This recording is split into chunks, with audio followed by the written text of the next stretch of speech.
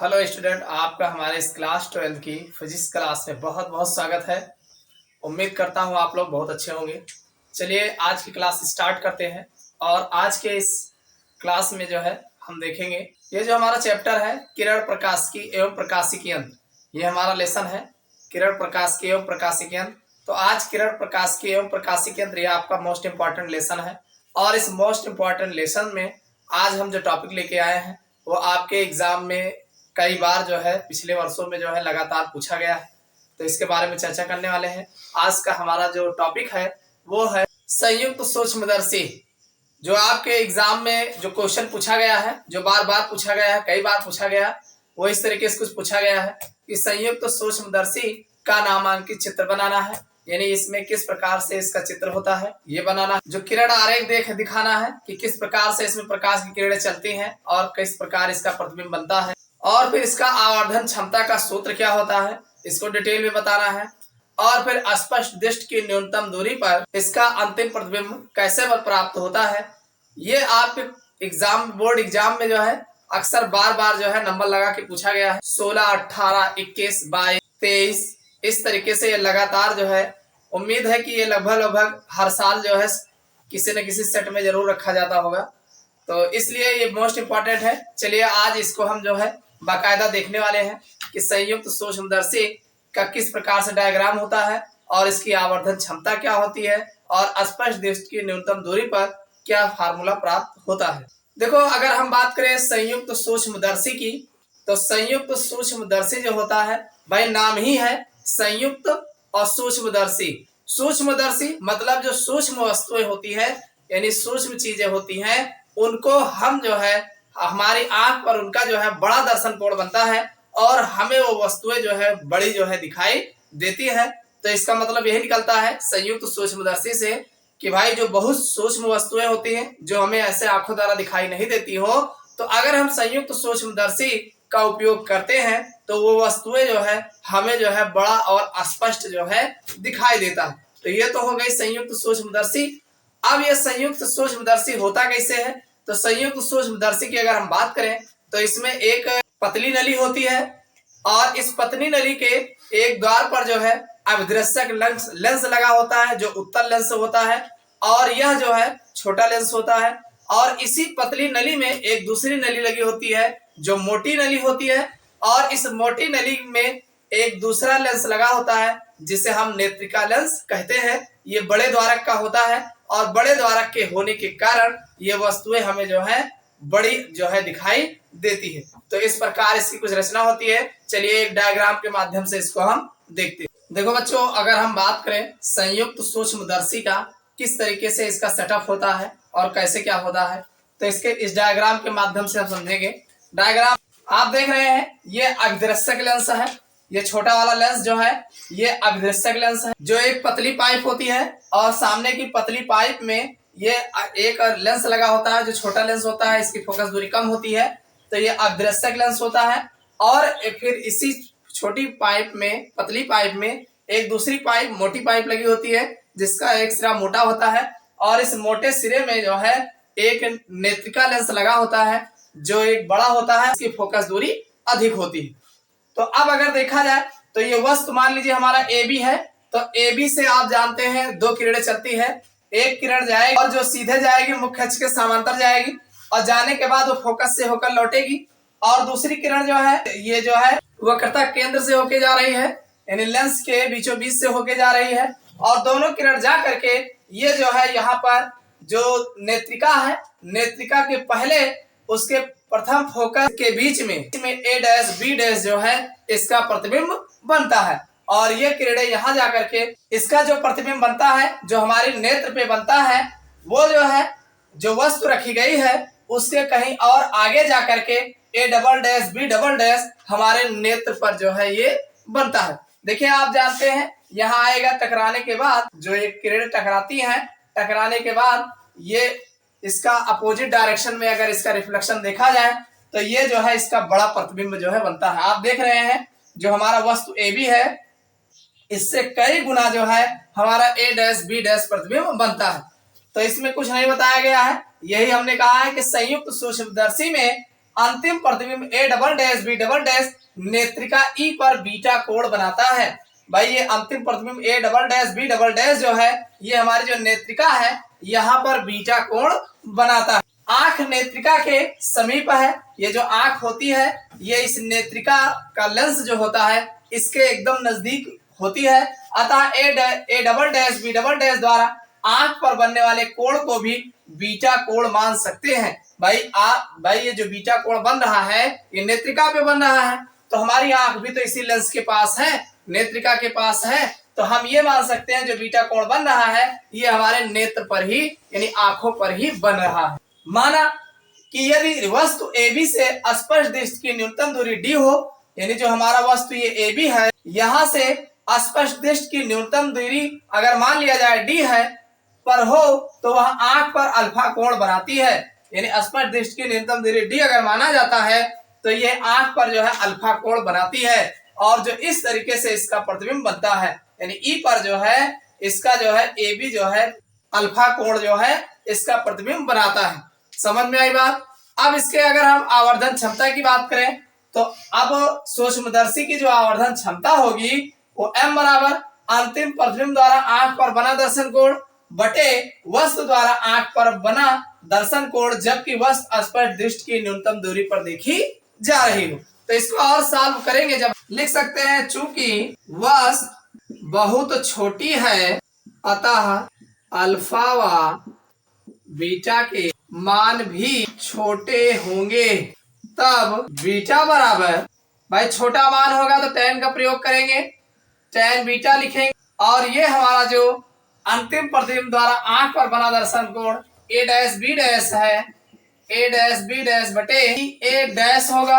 इसी प्रकार अगर देखा जाए तथा अल्फा बराबर tan अल्फा ले लिया जाए तो ये हो जाएगा AB बटे D, तो हमें जो यम बराबर मिल जाएगा तो बीटा अपान अल्फा बराबर भाई बीटा का मान है A dash B dash upon A dash upon AB upon D, तो ये हमें मिल जाएगा A dash B dash upon AB और फिर ब्रेक D अपान EA डैश। भाई इसको ठीक करोगे तो ये मिल जाएगा यदि वस्तु AB तथा प्रतिबिंब A डैश B डैश अभिदृश्यक O से दूरियां क्रमशः U0 व V0 हो तो आवर्धन सूत्र से भाई आप जान रहे हैं A dash B dash upon AB है।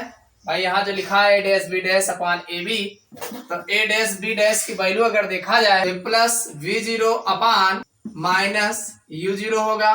इसी प्रकार यदि नेत्रिका से A डैश B डैश की दूरी हो तो यहाँ पर जो EA डैश है वो माइनस UE हो जाएगा। अतः उपरोक्त समीकरण से तो हमारा जो यम बराबर मिल जाएगा माइनस V0 U0 और ब्रैकेट में minus D upon minus UE बराबर माइनस V0 U0 और ब्रैकेट में D अपान UE।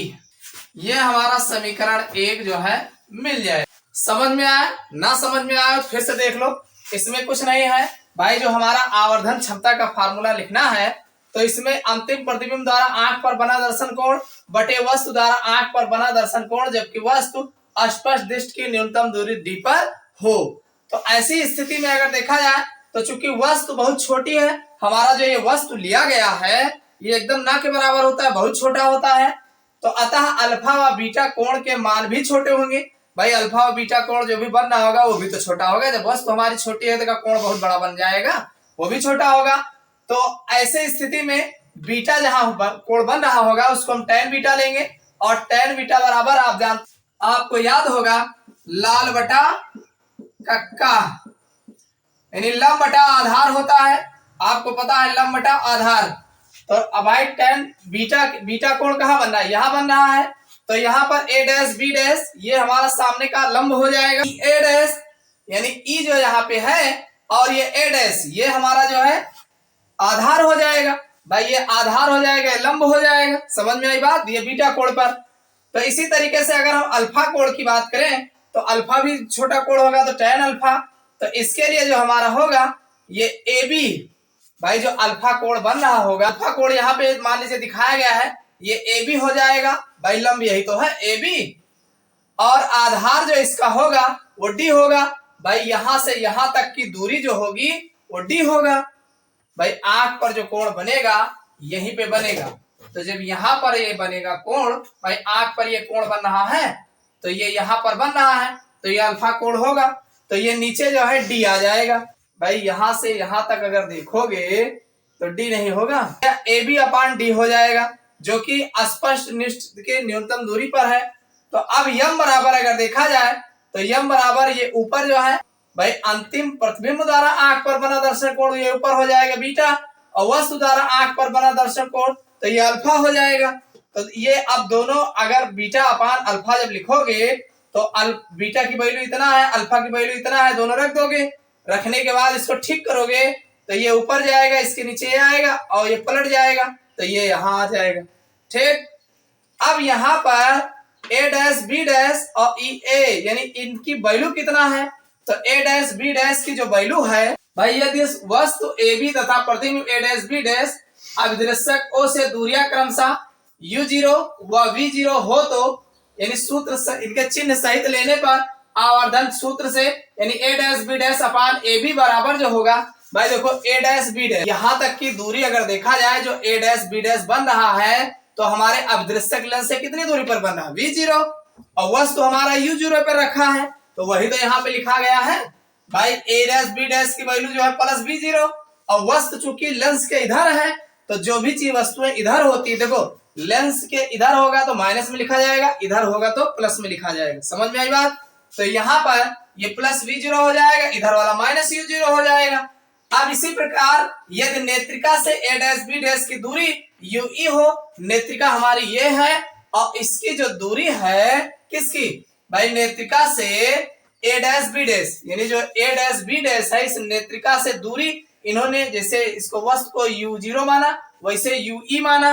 भाई चूंकि ये वस्तु का काम कर रहा है ना, इसके लिए वस्तु का काम करेगा, इसका प्रतिबिंब यहाँ बनेगा तो ये हमारा वस्तु होगा, तो u0 यहाँ u0 पहले ही माने थे, इसको ue मान लेंगे, तो जब ue मानेंगे तो यहाँ पर ue हो गया।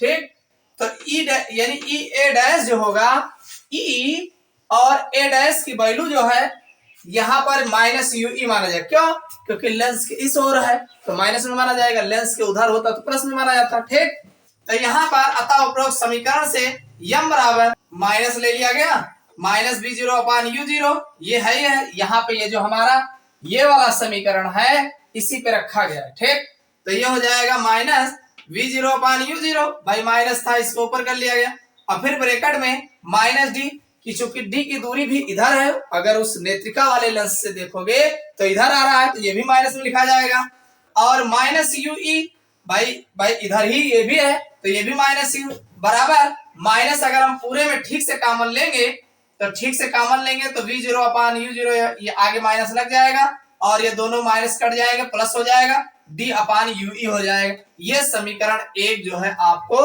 मिल जाएगा। आवर्धन का जो क्षमता का फार्मूला है ये इस तरीके से प्राप्त हो जाएगा। तो ये तो बात हो गई इसकी आवर्धन क्षमता के सूत्र की।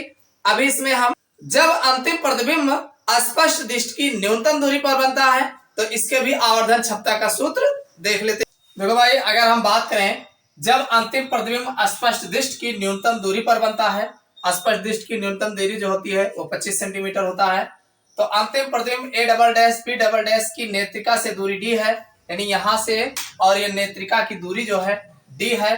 तब लेंस के सूत्र में नेत्रिका के लिए भाई जो लेंस का सूत्र कहता है इसमें जो है जो v होता है v बराबर माइनस डी माना गया है, यानी v बराबर माइनस डी, और u बराबर जो है माइनस ue, भाई जो प्रतिबिंब बना है वो उसकी दूरी v होती है तो v बराबर माइनस डी, और जो वस्तु की दूरी होती है इसको माइनस ue माना गया क्योंकि ये वस्तु का कार्य कर रहा है, तथा f जो इसकी फोकस दूरी होगी वो प्लस f ही होगी क्योंकि नेत्रिका का लिया गया इसलिए f ही होगा, जहां f ही जो है नेत्रिका की फोकस दूरी है। और इन सब को हम समीकरण में रखे थे। भाई आप जानते हैं समीकरण होता है 1 अपान v माइनस 1 अपान u बराबर 1 अपान f, ये समीकरण होता है। इसी पर ये मान ये मान रखने पर, ये सभी मान इसी पे रखेंगे तो हमारा 1/v, v की वैल्यू है -d, माइनस 1/u, u की वैल्यू है -ue, बराबर 1/f, f की वैल्यू है fe भाई प्लस fe है ना। इसको और ठीक करोगे अथवा तो ये माइनस माइनस प्लस हो जाएगा, इस माइनस वाले को इधर भेज देंगे तो ये 1/ue बराबर ये 1/d हो जाएगा और प्लस 1/fe हो जाएगा। भाई ये 1/fe है, ये माइनस माइनस प्लस हो गया, इसको रोक लिए और ये माइनस वाला इधर करेंगे तो प्लस हो जाएगा। या इसी को आप ऐसे भी लिख सकते हैं तो d/ue बराबर 1 प्लस de/fe, 1 प्लस de/fe हो जाएगा। यह मान समीकरण 1 में रखने पर ये जो वैल्यू हमें मिला है d/ue, यह मान उठा के समीकरण 1 में रखेंगे तो हमें जो m बराबर फार्मूला मिल जाएगा माइनस v0/u0 और ब्रैकेट में 1 प्लस d/fe, ये फार्मूला हमें मिल जाएगा। भाई उसमें जो समीकरण 1 हमने बनाया है, समीकरण हमारा 1 है माइनस v0/u0 और ब्रैकेट में d/ue। भाई d/ue ये समीकरण 1 है, उसमें अगर हम d/ue की वैल्यू जो है इसका, भाई d/ue जहां लिखा है अगर इस वैल्यू को उठा के रख देंगे तो हमारा माइनस v0/u0 वही रहेगा और d/ue की वैल्यू जो है 1 प्लस d/fe आ जाएगा। तो ये हमारा समीकरण स्पष्ट दृष्टि की न्यूनतम दूरी पर जो है प्राप्त हो जाएगा। इस स्थिति में सूक्ष्मदर्शी की लंबाई v0 प्लस ue होगी। भाई अगर देखा जाए सूक्ष्मदर्शी कितना लंबा होगा तो सूक्ष्मदर्शी भाई v0 हमारा जो ये v0 है और साथ में ue कितना है, ये भाई यहां से यहां तक की लंबाई होगी हमारे सूक्ष्मदर्शी की। समझ में आई बात। तो ये जो है जब अंतिम प्रतिबिंब स्पर्श दृष्टि की न्यूनतम दूरी पर बनता है। ना समझ में आया फिर से देख लो। अंतिम प्रतिबिंब a'-b' हमारा ये है नेत्रिका, यानी यहां से यहां तक की दूरी d मान लिया गया। तब लेंस के सूत्र में नेत्रिका के लिए भाई b जो देखिए जो प्रतिबिंब की दूरी है इसको -d माना गया क्योंकि ये इधर देखो किसी भी लेंस के इधर जब लिया जाता है माइनस में लिया जाता है, लेंस के उधर होता है तो प्लस में लिया जाता है। तो इस लेंस से जब हम बात करेंगे तो ये v बराबर -d हो जाएगा और u जो वस्तु की स्थिति है -ue हो जाएगा और फोकस दूरी जो है ये f बराबर ये प्लस में रहेगा क्योंकि हमारा ये इधर देखा जा रहा है ना, फोकस इधर बन रहा है तो ये हो जाएगा। और ये फिर जो है नेत्रिका की फोकस दूरी है, ये सारे मान उठा करके 1/b माइनस बाई लेंस का फार्मूला है 1/b माइनस 1/u बराबर 1/f में ये सारे मान रखेंगे तो सेम ऐसे रख दिया जाएगा और रखने के बाद अब इसमें ये माइनस माइनस प्लस हो जाएगा, इसको रोक लिए, इसको उठा के इधर भेज दिए तो 1/d प्लस 1/fe हो गया। और इसको थोड़ा और सॉल्व करेंगे तो सॉल्व करने के बाद d की वैल्यू यहाँ कर भेज देंगे तो d/ue बराबर 1 प्लस de/fe हो जाएगा और यह मान समीकरण 1 जो निकाले थे उसमें रख देंगे। तो जब हम d/ue की वैल्यू रखेंगे तो m बराबर मिल जाएगा माइनस v0/u0 समीकरण 1 में था और ये हमारा जहां d/ue लिखा गया था वहां 1 प्लस d/fe लिख देंगे। तो इस स्थिति में अगर सूक्ष्मदर्शी की लंबाई आपको देखना हो तो ये v0 प्लस ue जितना होगा वो हमारा सूक्ष्मदर्शी की लंबाई होगी। तो ये तो था संयुक्त सूक्ष्मदर्शी की आवर्धन क्षमता का सूत्र क्या है जो स्पर्श दृष्टि की न्यूनतम दूरी पर भी देखा गया और ये इसका किरण आरेख है जो हमारा किरण आरेख होता है और किस प्रकार इसका प्रतिबिंब बनता है, ये सारी जानकारी हमने इसमें दे दिया है। उम्मीद करता हूं समझ में आ गया होगा। समझ में अगर आया हो तो वीडियो को लाइक कर देना और चैनल पर नए हैं सब्सक्राइब कर लेना ताकि अगला वीडियो जो पड़े उसका नोटिफिकेशन आपको मिल सके।